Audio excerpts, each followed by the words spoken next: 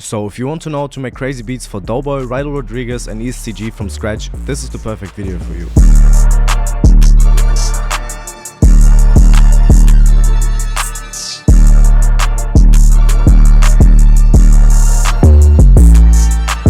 Yo guys, what's up and welcome to another tutorial. Today I'm going to show you how Southside makes crazy beats in the style of ESTG, Doeboy and Rodriguez. So first of all, I'm going to show you all the sample. Then after that, I will break it down and show you how I mix it. Then after that, I will show you how I process the sample. So basically my mastering chain and like what I did after rendering the sample out. And then after that, I will show you how I made a crazy beat to the sample. So yeah, make sure to stay till the end. Please make sure to leave a like and to subscribe to my channel. It would really mean a lot and would really help me. And please leave a comment on what y'all think of this beat and if you liked it. And if you have some future video suggestions, please make sure to leave them in the comments as well. I would really appreciate that. And don't forget to follow me on my socials. I will drop a free kit soon with a lot of phrases and maybe some bonus samples, so y'all don't miss out on that. And with that being said, yeah guys, let's go. So for the first thing, I used Analog Lab and I used the Venom Haze preset, which is like kind of a bell or like a piano. And I laid down this pretty simple pattern. It looks complex, but it's basically the same notes all the time, as you can see right here. Then I just pitch it up at the end. So it's basically a pretty repetitive pattern, but with a switch up at the end because I just pitch it up and I didn't randomize the velocities. I didn't strum it, as you can see. So it's a pretty generic pattern, I would say. And it sounds like this.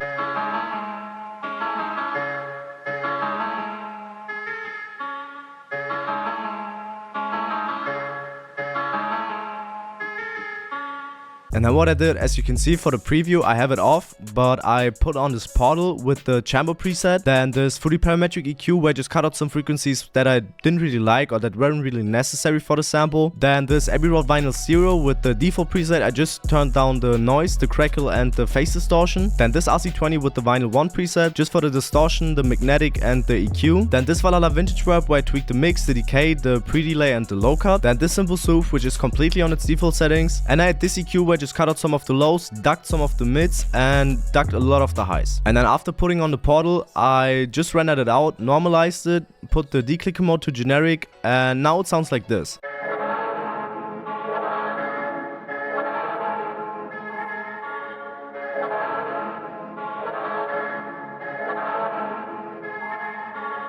Then for the next thing, I used the Zebra VSD and I used the Hey S Scratch Sign preset, and I just laid down this pretty simple lead pattern, which is basically just an arpeggio which goes up from A to A again, but just one octave higher. And first of all, it sounds like this.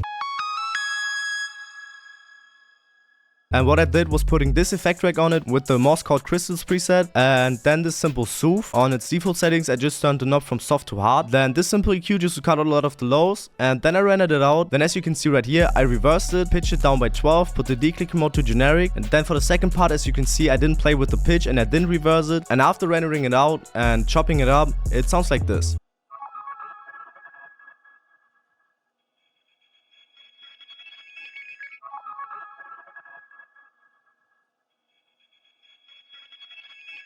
Then for the next thing, I used the 44's DX7 Mellotron preset out of Analog Lab again, and I just laid down a D minor chord, and what I did, I copied it over, pitched it down by 12, and then did the same thing again, as you can see right here. And that's basically all I did. It's a pretty simple technique, but for this sample it gave it a lot of variation, and that's all I did for this pattern. And the finished pattern is sounding like this.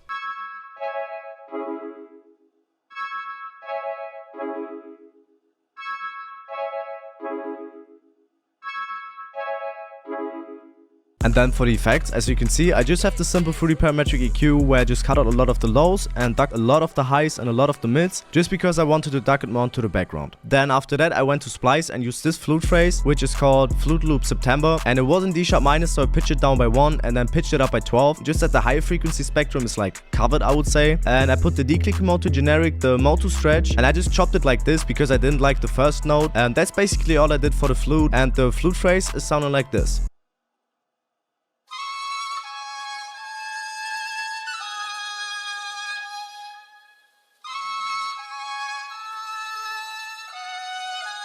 Then for the effects on this flute, I have this fully parametric EQ where, as you can see, I took out one frequency really heavy, then just took out some frequencies that were like too harsh, and that's basically it for this EQ. Then I have this RC20 just for the wobble and the EQ, then this Simple Soothe on the hard setting and the knob to 3.3. Then after that, I had this EQ where I just cut out a lot of the lows and ducked some of the highs, and I added 27% in stereo. Then for the next thing, I used Analog Lab again, and I used the Wheezy bass, and as you can see, I just laid down this pretty simple bass line. It's just the root notes from the chords from the first chorus pattern, and I added this little variation, like this little filler note right here, and that's all I did, and the bass line is sounding like this.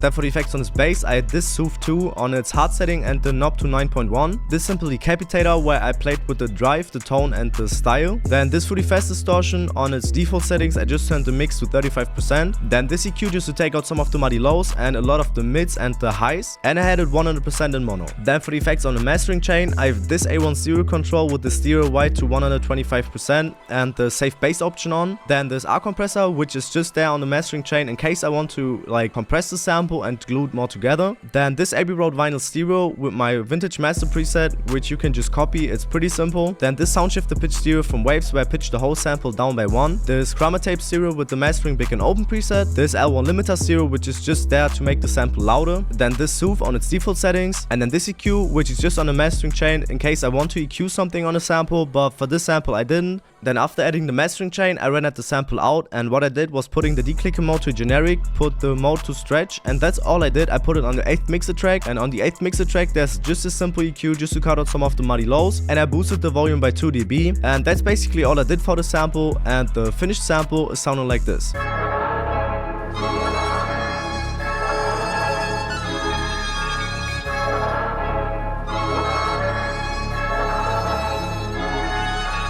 And now for the beat breakdown, the first thing I obviously did was dragging in the sample, and I put the declicker mode to generic, the mode to stretch, and I pitch it up by 1, and I put the trim knob fully in, so it's basically just there that on MP3 samples you have this little empty space at the beginning and it sometimes messes up the whole beat, so just put the trim knob on 100% and you will be good to go. And then after dragging in the sample, I picked the beautiful hi-hat out of my stash 2023, which will drop very soon, and I laid down this pretty simple hi-hat pattern which has a lot of rolls as you can see and a lot of like lower notes, but it's a pretty simple hi-hat pattern. I just clicked this paintbrush right here, I chose the 1/3 step, and then basically just laid down some rolls, and that's all I did for this hi-hat pattern. I didn't play with the velocities or anything else, and the finished hi-hat pattern is sounding like this.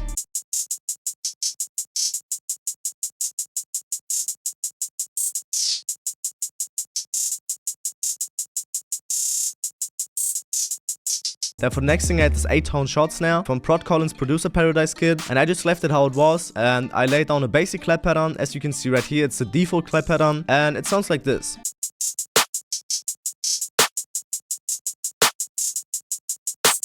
Then after that I used the Jacob snare out of my stash kit again, and I laid down the basic snare pattern I would say. I just deleted one note right here and right there, and it sounds like this.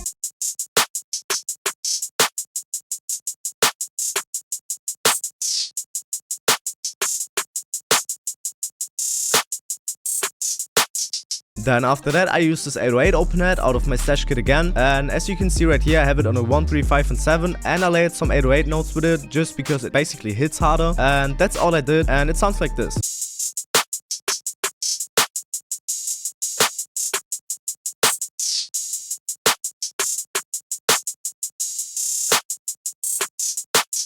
And then for the last thing, the most important thing is this 808 pattern, and because the hi-hats in the first 4 bars were so busy, I left the 808 pattern a little bit more simple in the first 4 bars, and then for the second 4 bars I had it a bit more busy. As you can see, I added some rolls and I added some high notes, but it just fitted perfectly, and overall it's a pretty simple beat, and the finished beat with the 808 pattern and everything else is sounding like this.